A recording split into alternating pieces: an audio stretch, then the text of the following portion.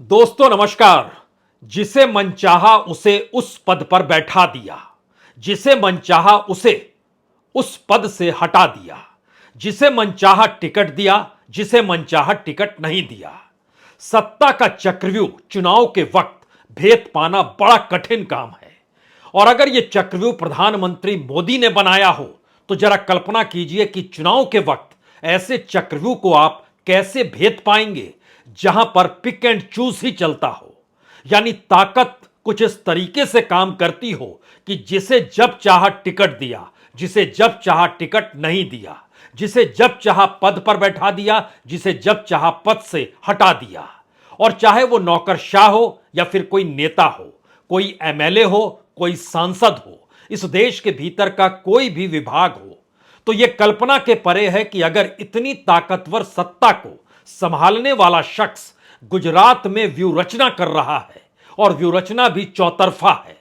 इसमें सवाल साम दाम दंड भेद का नहीं है, इसमें सवाल तो चुनाव आयोग का है, इसमें सवाल रिटर्निंग ऑफिसर्स का है, इसमें सवाल फ्री एंड फेयर इलेक्शन का है, इसमें सवाल शायद उस सिस्टम का है जिस सिस्टम में माना यही जाता है कि नोटिफिकेशन के बाद हर इंस्टीट्यूशन चुनाव के लिए काम करने लगता है, सत्ता के लिए वो काम नहीं करता है।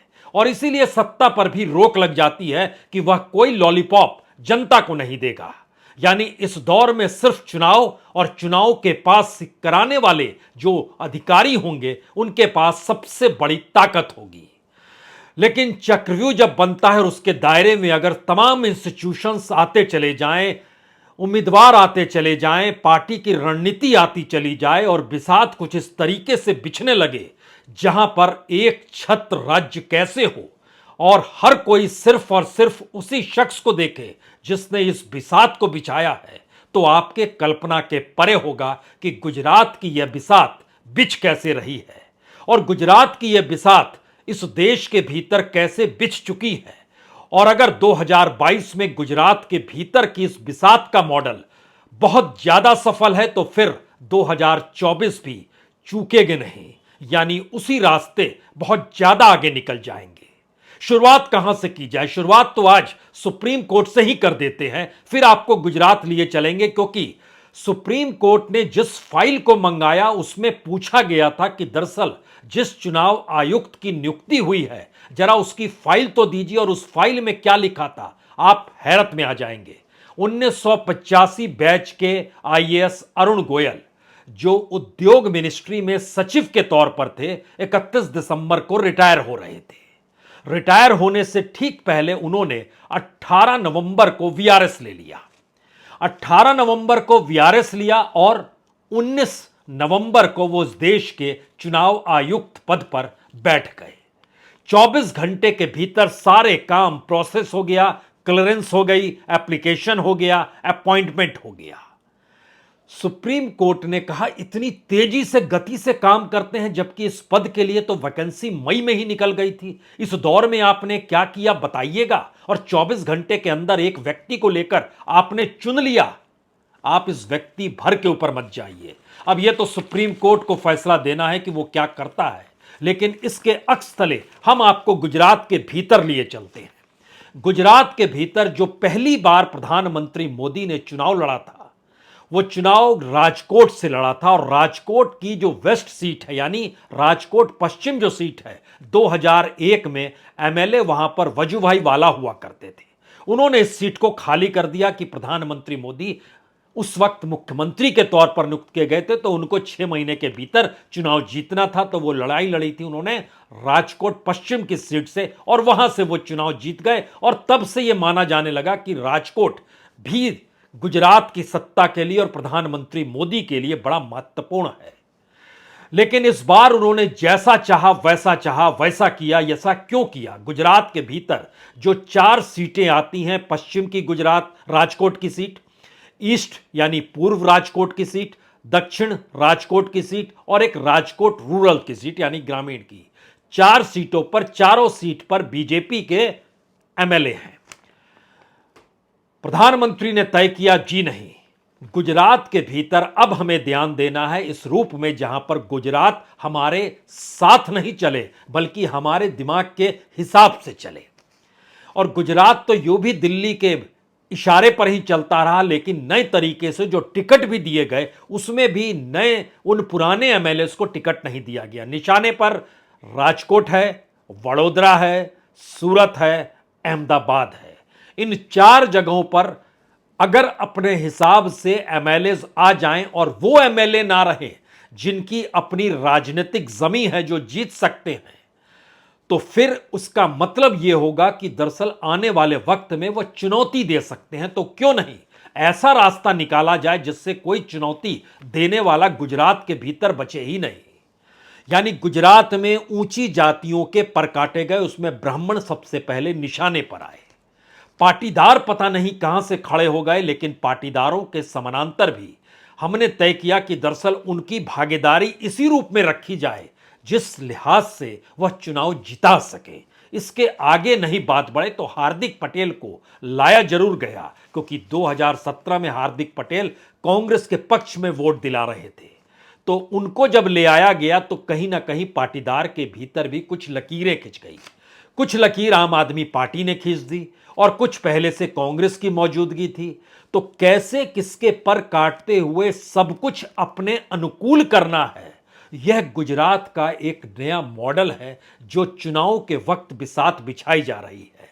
राजकोट वेस्ट में एक वक्त विजय रूपाणी भी चुनाव लड़े जो मुख्यमंत्री थे। इस बार टिकट नहीं, वो चुनाव लड़ने मैदान में नहीं, तो दर्शिता शाह को जो डिप्टी मेयर हैं उन्हें टिकट दे दिया गया। राजकोट ईस्ट में जो अरविंद रायानी इससे पहले ट्रांसपोर्ट मिनिस्टर थे, जीते थे, उनको भी टिकट नहीं दिया गया। वहां पे जो पूर्व मेयर राजकोट के थे उदय कुमार कांगड़ जो थे उनको टिकट दे दिया गया। राजकोट साउथ में जो गोविंद पटेल जो विधायक थे उनको टिकट नहीं दिया गया, बल्कि रमेश भाई टिकारा को टिकट दे दिया गया। यह एक इंडस्ट्रियलिस्ट है, उद्योगपति हैं। राजकोट के ग्रामीण में लखाभाई साथनिया जो एमएलए हैं उनको टिकट नहीं दिया गया, बल्कि भानुबेन बावरिया को टिकट दिया गया। ये पूर्व एमएलए हैं। यानी ध्यान दीजिए किस तरीके से गुजरात के भीतर, क्या ये एंटी इनकम्बेंसी का मसला था, और एंटी इनकम्बेंसी के भीतर 4-5 इशू लगातार गुजरात में चल रहे हैं कि दरअसल यह पूरी तरीके से बीजेपी के लिए घातक है। इसीलिए सरकार बदली गई और वो 5 एस्पेक्ट हैं। पहला महंगाई, दूसरा जीएसटी, तीसरा पेपर लीक, चौथा इंफ्रास्ट्रक्चर और पांचवा खास तौर से सड़क का मुद्दा। और इसमें जो कोविड के बाद की स्थिति थी, जो व्यापारी तबका परेशान था, ये 5 एस्पेक्ट में गुजरात के लोग परेशान। अब सवाल यह है कि प्रधानमंत्री मोदी की बिसात का मंत्र क्या है, और यह मंत्र क्या अमित शाह के जरिए जाता है? जी नहीं, अमित शाह राजदार जरूर हैं, लेकिन राजदार को साथ रखना मजबूरी जरूर है। लेकिन यह बिसात अपनी टीम जो नरेंद्र मोदी की होती है उसके आश्रय इस बिसात को बिछाया गया है। लेकिन इससे पहले हम उस पूरे एस्पेक्ट पर निकल कर आए कि किस तरीके से गुजरात और इस देश का मॉडल जो बनाया जा रहा है वो किस तरीके से 2022 के गुजरात के परिणाम के बाद 2024 के लोकसभा चुनाव परिणाम से भी जुड़ेगा। क्योंकि यह एक रणनीतिक शैली है जो चक्रव्यूह बनाई जाती है, और इसमें एंटी इनकम्बेंसी मैटर नहीं करता है। क्योंकि जब आप देखेंगे जिनको कट करना है और उसकी एवज में किसे खड़ा करना है, तो हो सकता है आपको गुजरात के भीतर ब्राह्मणों की तादाद, जिनकी एक वक्त में मुख्यमंत्री रहे, एक वक्त में सभी ताकतवर रहे, मिनिस्ट्री में उन्हीं का कद बड़ा रहता था, आरएसएस अपने तौर पर उसी रूप में कद बढ़ाती थी, सबको कट कर दिया। उसमें चाहे वो जयनारायण व्यास हों, चाहे अशोक भाई हों जो अध्यक्ष बन गए थे, चाहे सुरेश मेहता हों, चाहे हिरन पंड्या हों, चाहे हिरन पाठक हों, चाहे नलिन भट्ट हो, चाहे संजय जोशी ही क्यों ना हो जो आरएसएस में एक वक्त वहां पर ऑर्गेनाइजेशन को देखा करते थे। कट कैसे करना है और किसको उभारना है, किस रूप में उभारना है, और सभी निर्भर हो जाएं प्रधानमंत्री मोदी के औरे तले, उनकी बिसात तले। यह नजारा ऑर्गेनाइजेशन में जो इलेक्शन कमीशन का हमने जिक्र किया, जिसपे सुप्रीम कोर्ट भी आश्चर्यचकित है कि चुनाव आयुक्त का निर्णय 24 घंटे के भीतर, वीआरएस लेते ही 24 घंटे के बाद नियुक्त, तब तो कमोवेश हर जगह यह नियुक्ति हो रही होगी। और गुजरात के भीतर जितने भी नौकरशाह हैं जो एक लिहाज से रिटर्निंग ऑफिसर के तौर पर काम करते हैं, उनकी क्या स्थिति होगी, क्योंकि डिप्टी कलेक्टर रिटर्निंग अफसर जो साणंद सीट के थे, 2 दिन पहले ही उन्होंने खुदकुशी कर ली। क्यों खुदकुशी कर ली, किस दबाव में थे? घर वाले कहते हैं दबाव में थे। सवाल है ये पूरे दौर में क्या मशीनरी बड़ा काम करती है, और जो मैकेनिक्स है चुनाव जीतने का, उसको अपने साथ लेकर प्रधानमंत्री मोदी की टीम की बिसात जो है वो साथ साथ चलती है। ये कौन सी बिसात है, इसके दायरे में कौन आता है? गुजरात का मीडिया आता है, वो मैन पावर आता है जो आरएसएस और बीजेपी के लिए काम करता है, वो कौन सी परिस्थिति और उसको कैसे चुना जाता है? इन सारी बातों को समझने से पहले एक चीज और समझिए। जब इन बातों का हम जिक्र कर रहे हैं, पाटीदार समुदाय का हमने जब जिक्र किया, तो सोचिए आनंदीबेन पटेल को स्टेट पॉलिटिक्स से निकाला गया। फिलहाल वो राज्यपाल हैं उत्तर प्रदेश में। नितिन पटेल को चुनाव मैदान से बाहर रखा गया, जो एक वक्त ताकतवर भी थे, समझदार भी थे और सीएम पद के दावेदार भी थे। उनको भी दरकिनार किया गया। पुरुषोत्तम रुपाला स्टेट पॉलिटिक्स में नहीं रखा गया, उनको भी बाहर किया गया। और इसमें एक चीज और देखिए, जब हम ब्राह्मणों का जिक्र कर रहे थे तो राष्ट्रीय क्षितिज में आपके जहन में मुरली मनोहर जोशी का नाम आएगा, नितिन गडकरी का नाम आएगा। यानी स्टेट और सेंटर की पॉलिटिक्स के केंद्र में एक ही शख्स रहे, उसी की बिसात काम करे और उसी की बिसात पर निर्भर होकर चुनाव हर कोई जीतने का प्रयास करे। जो अलग थलग देखेगा उसको अलग थलग किया जाएगा। यही पिक एंड चूज नौकरशाही में अपनाया गया और यही पिक एंड चूज मौजूदा वक्त में राजनीति में गुजरात को अपने अनुकूल साधने के लिहाज से हो रहा है। जिस टीम का आइडिया है, जिस टीम का हम जिक्र कर रहे हैं, जिसमें चंद पॉलिटिशियन हैं, चंद वहाँ के जो डाटा कलेक्शन करते हैं वैसे लोग हैं, चंद आईटी के लोग हैं जो चीज़ों को संभालते हैं, कुछ सूचनाएं देने वाले हैं, कुछ जर्नलिज्म से जुड़े हुए पत्रकार हैं जो रिपोर्टर और दूसरे स्तर पर काम, सबका बाखूबी काम कैसे लिया जा सकता है। जैसे मीडिया उसमें एक बड़ा औजार के तौर पर काम करता है, तो मीडिया में जो मालिकान होते हैं उनको डराया जाता है क्योंकि उनके दूसरे धंधे होते हैं, उस धंधों के आश्रय डराया जाता है। जो संपादक होता है उसको ताकत दिखाई जाती है और जो रिपोर्टर और उनके नीचे होता है उनसे सूचना ली जाती है, और यह सूचना उस मशीनरी को काम आती है जिस मशीनरी के आश्रय चुनाव को किस दिशा में ले जाना है यह तय होता है। और उनकी रिपोर्ट बतलाती है कि एक हिस्से के बाद मान लिया गया इस टीम ने कि दरअसल आम आदमी पार्टी की पहुंच और पकड़ गुजरात के भीतर जितनी होनी चाहिए थी उतनी हो गई। यानी प्रधानमंत्री मोदी इसलिए नाम ले रहे थे जो नाम नहीं लेते थे। अगर आपके जहन में दिल्ली का चुनाव आए तो एक वक्त उन्होंने AK-47 का जिक्र कर दिया था, जिसका लाभ केजरीवाल को दिल्ली में मिल गया। कई जगहों पर उन्होंने प्रचार करना शुरू किया कि देखिए प्रधानमंत्री भी हमारा नाम लेते हैं। तो प्रधानमंत्री ने नाम क्यों लिया आम आदमी पार्टी का, और उसके बाद एक पूरी कतार ने नाम लेना क्यों शुरू कर दिया? वो चाहे गृह मंत्री अमित शाह हो, चाहे JP नड्डा हो, चाहे कोई भी वहां पर गया हो, और वो तमाम लोगों ने नाम लेना शुरू किया क्योंकि गुजरात के जन जन में आम आदमी पार्टी की उभार की जरूरत 4 से 6% वोट को शिफ्ट भी कराना था, जो उनका मानना है कि शायद वो काम कर गया। तो मशीनरी कैसे काम करती है यह भी उसका एक बड़ा हिस्सा है। अब जब इन सारी चीजों को जिक्र कर रहे हैं तो उसमें नौकरशाही बड़ी मायने रखती है। हम पहले सिलसिलेवार तरीके से आएंगे, लेकिन एक विस्तृत रूप में समझ लीजिए कि सिलसिलेवार तरीके से मतलब यह है कि जैसे इससे पहले प्रिंसिपल सेक्रेटरी हुआ करते थे गुजरात के भीतर में, जब नरेंद्र मोदी मुख्यमंत्री थे, कैलाश नाथन। आज की तारीख में कैलाश नाथन रिटायर्ड हैं, लेकिन कहते हैं गुजरात की असल रिमोट उन्हीं के हाथ में है और उनका रिमोट दिल्ली के हाथ में है। यह एक बाईपास तरीके से चीजें चलती और गुजरात की सत्ता कैलाश नाथन, जो कि पूरी ब्यूरोक्रेटिक एस्पेक्ट और उस वक्त के मुख्यमंत्री नरेंद्र मोदी के स्टाइल शीट को जानते थे, तो उसी लिहाज से वो काम करते थे। अब यहां पर सवाल सबसे बड़ा यह आता है कि जब इस रूप में ये निकल पड़े हैं, तब ऐसे में वो कौन से तत्व हैं जिसके आधार पे काम होगा? तो इसमें बड़ा मायने रखता है मशीनरी।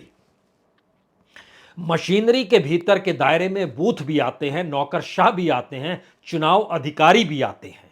और नौकरशाह और चुनाव अधिकारी एक पीरियड के बाद मिल जाते हैं और बूथ पर जो होता है उसके साथ कहीं ना कहीं मैन पावर जुड़ जाता है। सेकंड स्टेज में बूथ को संभालने के लिए मैन पावर चाहिए, जगह जगह पर मैन पावर का उपयोग होता है। ये मैन पावर और मशीनरी दोनों एक दूसरे से मिलते हैं। यहां पर मशीनरी का मतलब सीधे तौर पर ईवीएम मत समझिए।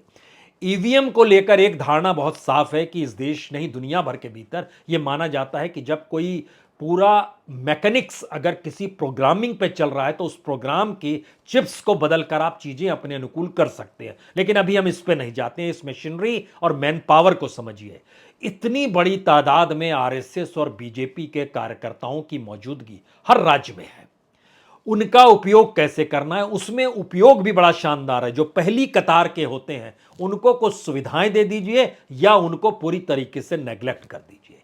जो दूसरी कतार के लोग हैं उनसे कुछ काम लीजिए, लेकिन जो तीसरी और चौथी कतार के हैं उनको आप उभारिए कि देखिए आप कल पहली और दूसरी कतार में आ सकते हैं। यह स्वयंसेवकों के बीच भी चलता है और बीजेपी के कार्यकर्ताओं के बीच भी, जो कहते हैं कि आप दरी उठाते थे, आप कुर्सी उठाते थे, इसके आसरे चीजें कैसे डेवलप हो सकती हैं, यह भी एक विस्तृत रूप है उस मैन पावर का उपयोग। और उसके साथ मनी जुड़ी हुई है। मनी पावर का मतलब सिर्फ विधायकों की खरीद फरोख्त या चुनाव में खूब रुपया फूंक देना भर नहीं है। यह एक रोजगार का प्रोसेस भी है। और यह मनी पावर जो होता है वो पार्टी फंड से कम होता है, बल्कि इसके अलावे मौजूदा वक्त में हम मशीनरी से जुड़ी हुई तत्व जो ईडी और आईटी है उसको भी जोड़ लीजिए, यह भी साथ में जुड़ जाता है मनी पावर के। और ये कहीं वसूली के तौर पर है, व्यापारियों की फहरिस्त तैयार है, ये काम मशीनरी करती है। व्यापारी कौन, उद्योगपति कौन, उसके जरिए कितना पैसा किस कॉन्स्टिट्यूंसी में किस रूप में निकालना है, तो मशीनरी, मनी पावर और मैन पावर, इन तीनों को मिलाते हुए जो मीडिया का उपयोग कैसे कर रहे थे वो करने की शुरुआत होती है। लेकिन इसके पैरेलल में जो आखिरी हिस्सा होता है वो कहीं ज्यादा महत्वपूर्ण गुजरात जैसी जगह पे, क्योंकि जिले दर जिले कोई कमी नहीं है वहां पर जिनके ऊपर दाग लगे हों। दाग तो पार्लियामेंट के भीतर हर दूसरे पार्लियामेंट्री पर लगे हुए हैं। जो उनका हलफनामा है वो दिखलाता है कि कितने दागदार हैं वो। तो विधायकों की स्थिति भी कमोवेश ऐसी है। अगर विधायक भी ऐसे हैं तो सोचिए हर जिले के भीतर कितने दागदार होंगे। और उसमें जो सबसे बाहुबली होगा वह बीजेपी के कैडर का प्रमुख हिस्सा होगा। और वह जो मसल पावर होगा जिले दर जिले, उसमें कई तो बाहुबली ऐसे होंगे जो खुद तड़ीपार होंगे, कुछ मशीनरी और पुलिस का उपयोग करेंगे, और पुलिस भी उस मशीनरी का हिस्सा कैसे हो जाएगी। यह एक गुजरात के भीतर का वो मॉडल है जिसमें मान लिया गया है कि हमारी जीत पक्की है।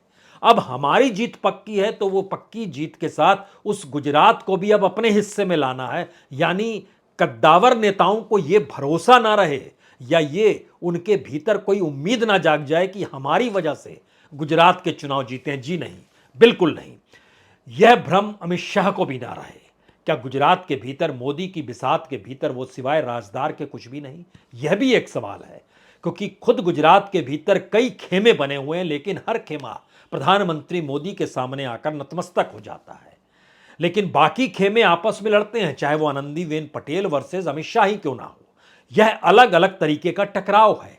तो क्यों नहीं एक ऐसी बिसात बिछाई जाए जिसमें मसल पावर काम करे, जिसमें मनी पावर काम करे, जिसमें मैकेनिज्म काम करे, जिसमें अपने तौर पर चीजों को कैसे डेवलप करना है वह भी काम करे, और जिसमें जो लोग हैं बड़ी तादाद में उनको का उपयोग मैन पावर के तौर पर, और मीडिया भी मौजूद है। यानी ये सारी चीजों का समावेश एक ऐसी बिसात को बिछा रहा है जो संकेत दे रहे हैं 2024 की दिशा में भी। क्योंकि पिक एंड चूज की फिलॉसफी जो है इसमें बड़े साफ नियम होते हैं कि हम जिसे पसंद करते हैं, जो हमारे अनुकूल है, हम उसी को बैठाएंगे, उसी के साथ चलेंगे और वही हमारी फिलॉसफी को समझेगा। बाकी कोई मायने नहीं रखता है।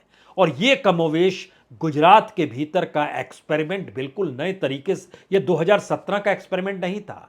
और इसीलिए एक लंबी कतार है, लगभग 22 से 25 बीजेपी के वैसे नेता जो बगावती घोषित करके जिनको सस्पेंड कर दिया गया, पार्टी से हटा दिया गया, 6 साल के लिए बाहर कर दिया गया।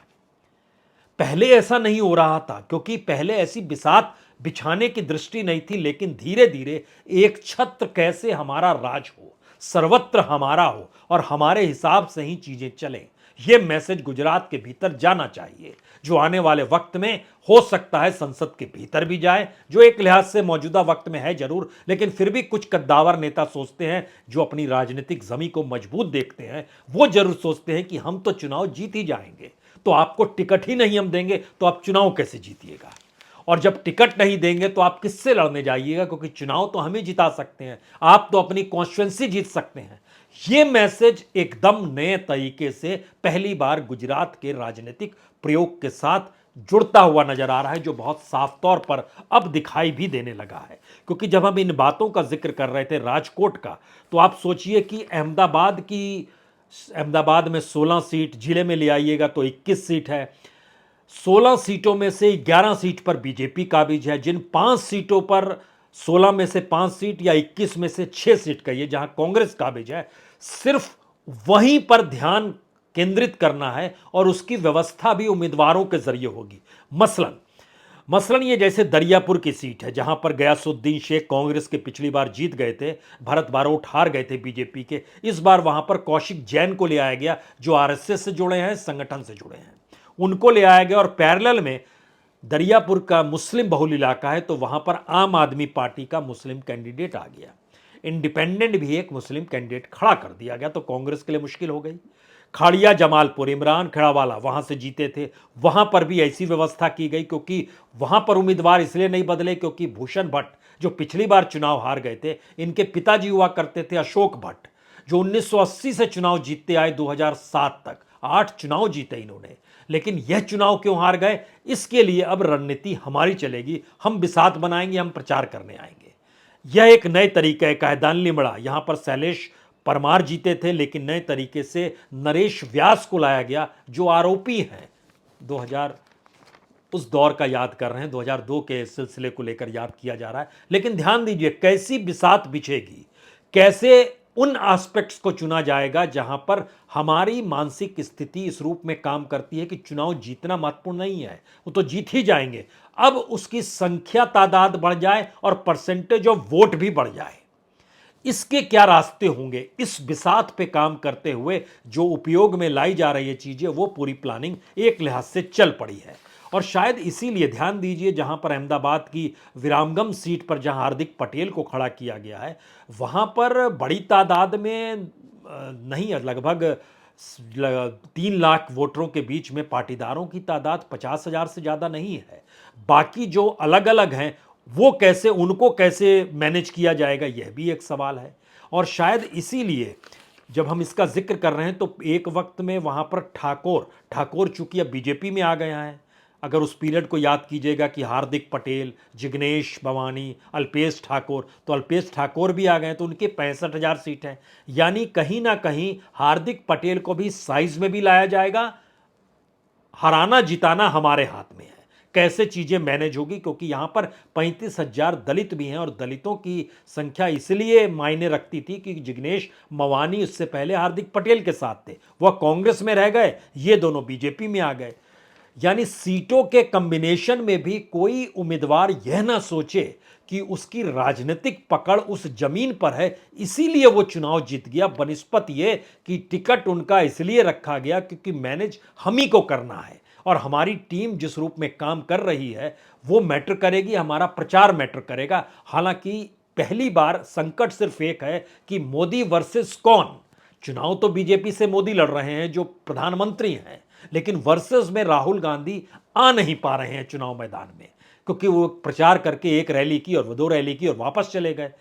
प्रधानमंत्री ने कोशिश की कि देखिए पदयात्रा कर रहे हैं पद के लिए, हेमंत विश्वा ने भी कोई कमेंट कर दिया दाढ़ी को लेकर, अलग अलग तरीके से उनको घेरने की कोशिश जरूर हो रही है। लेकिन इन सारी प्रक्रिया के भीतर फिर से लव जिहाद का मामला आ जाए, हिंदू मुस्लिम आ जाए, इस प्रक्रिया को भी जीने के लिए तैयार है पॉलिटिकल पार्टी बीजेपी अपने तौर पर उन जगहों पर जो सबसे क्रूशियल सीट उनके लिए है। तो आखिर के 3 सवाल, एक ऐसी बिसात गुजरात में जिसमें पिक एंड चूज की फिलॉसफी सबसे महत्वपूर्ण है और वो पिक एंड चूज करने वाला शख्स एक ही है। जो बिसात बिछेगी उसमें कैसे मसल काम करेगा, मनी काम करेगी, मीडिया काम करेगा, मैन पावर काम करेगा और मैकेनिज्म काम करेगा, इन सारी चीजों को लेकर करने वाला एक ही शख्स। जो सीट पर पिक एंड चूज करते हुए जिन जगहों पर नए लोगों को, वो नई टीम आने वाले वक्त में उस सत्ता पर निर्भर होगी, उस शख्स पर निर्भर होगी जो अपने तरीके से चीजों को चलाएंगे, अपने तरीके से चलाने का मतलब यह है कि किसी भी राजनीतिक सत्ता को यह ना लगने लगे कि दरअसल, या किसी एमएलए को यह ना लगने लगे वह जीता है तो अपने बूते जीता है। यह फिलॉसफी 2022 की गुजरात में है और यह फिलॉसफी 2024 में इस देश में बीजेपी के भीतर उभर कर आएगी। सिर्फ इंतजार कीजिए। यही वो बिसात है जिसको सेंध लगा पाना या भेद पाना दूसरी पॉलिटिकल पार्टी तो दूर, बीजेपी के भीतर और आरएसएस तक के लिए मुश्किल का सवाल खड़ा कर चुकी है। बहुत बहुत शुक्रिया, बहुत बहुत शुक्रिया।